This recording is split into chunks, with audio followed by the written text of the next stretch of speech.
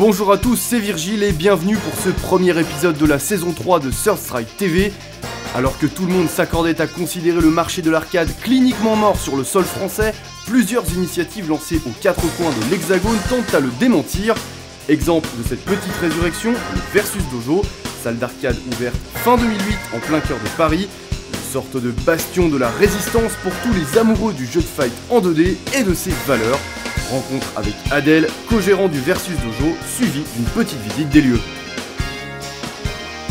Alors salut Adèle, tu es directeur associé de cette salle qu'on appelle le Versus Dojo. Ouais. Donc merci de m'accueillir. Avec plaisir. Sympa. Tous les joueurs de Lyon sont les bienvenus au Versus Dojo. Sympa. Pourquoi as-tu appelé cet endroit le Versus Dojo? Moi et mon associé, on est très fans de tout côté martial. Donc on voulait qu'il y ait une consonance martiale dans notre salle. Parce que même si c'est que du jeu vidéo, il y a quand même des valeurs qu'on est censé partager au niveau du respect, de l'entraînement, etc. Donc on voulait vraiment faire ressortir le côté martial. Cette salle aussi, c'est un hommage à tous les jeux qu'on a kiffés. On voulait pas simplement mettre des jeux pour mettre des jeux, mais vraiment mettre les jeux qui nous ont marqués. Et donc on a fait l'association de base par rapport au combat où c'est du versus. Donc le dojo du versus, le Versus Dojo. D'où est venue cette idée? Comment ce projet a été créé? À l'époque, quand on était à la fac, moi et mon associé, on se connaissait déjà. Et à l'époque, on squattait beaucoup, on dosait beaucoup en salle de jeu. On s'était toujours dit qu'un jour on ferait une salle de jeu. Le problème, c'est qu'à 20 ans, on n'a pas forcément les moyens financiers. Donc le temps a passé. Ensuite, on a eu l'occasion, on a eu l'opportunité de pouvoir se lancer. Et on s'est dit pourquoi pas nous, et on a mis en place ce projet. Et combien de temps ça t'a pris pour créer ce projet? On s'est vraiment lancé dedans au mois de septembre 2008. Entre le moment où on a réuni les fonds, on s'est pris la tête à se renseigner pour créer les statuts de la société, de trouver des contacts, de trouver les fournisseurs. Ça a mis à peu près 5-6 mois. Et on a eu beaucoup de chance parce que voilà, la force qu'il faut lorsqu'on monte ce genre de projet, c'est au-delà des apports financiers, c'est aussi d'être bien entouré.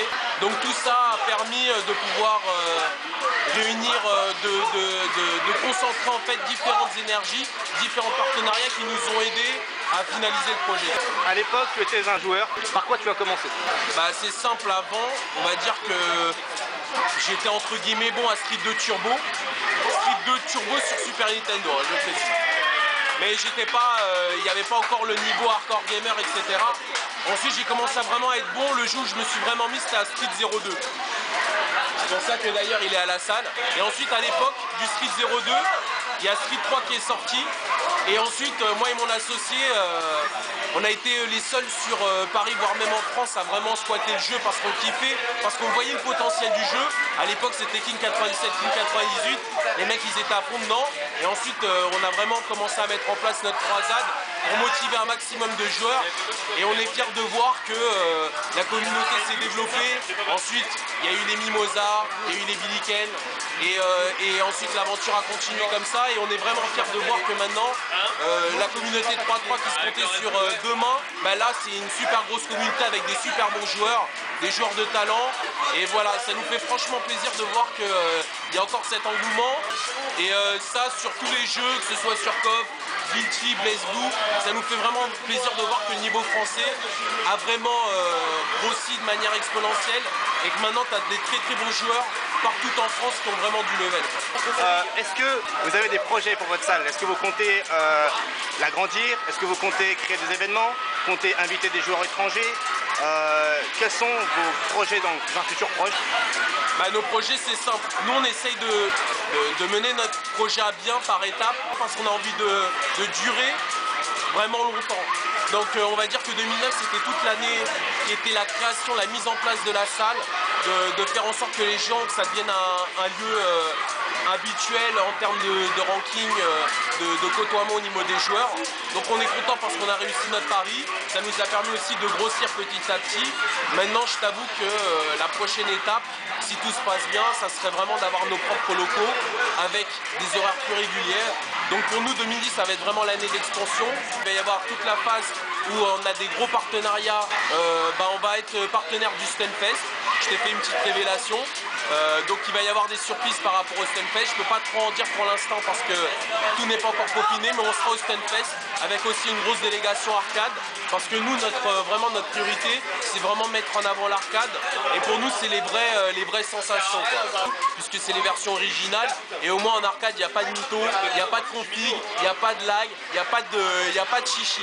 Et on est content parce que il y a un revival des jeux de combat avec Street 4, avec Tekken 6, avec tous ces gros titres, avec les consoles next-gen, le online.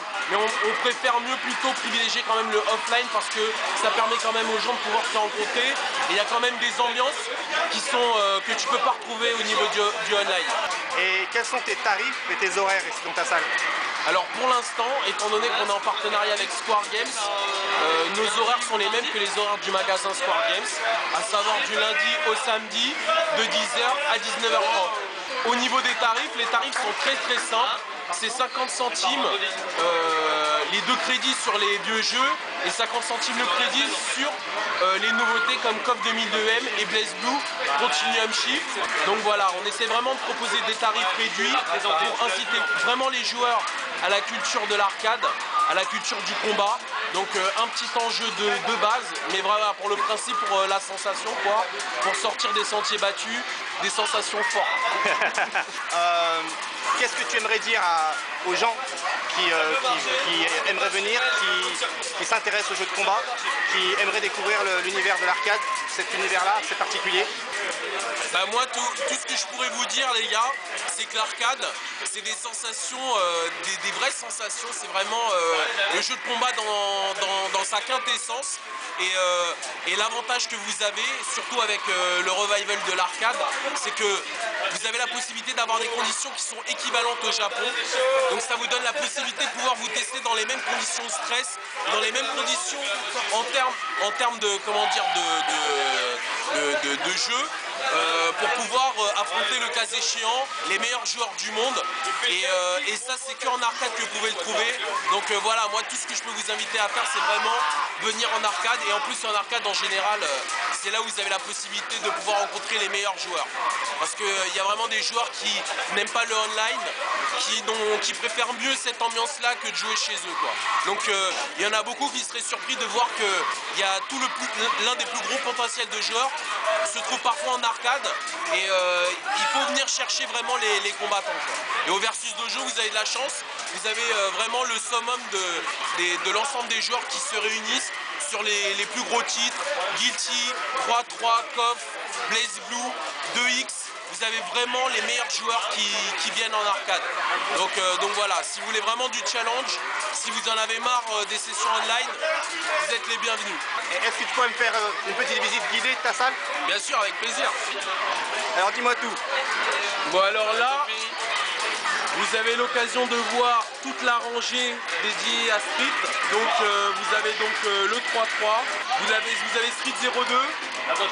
Vous avez le 2X, une valeur incontournable, vraiment le jeu de la vie.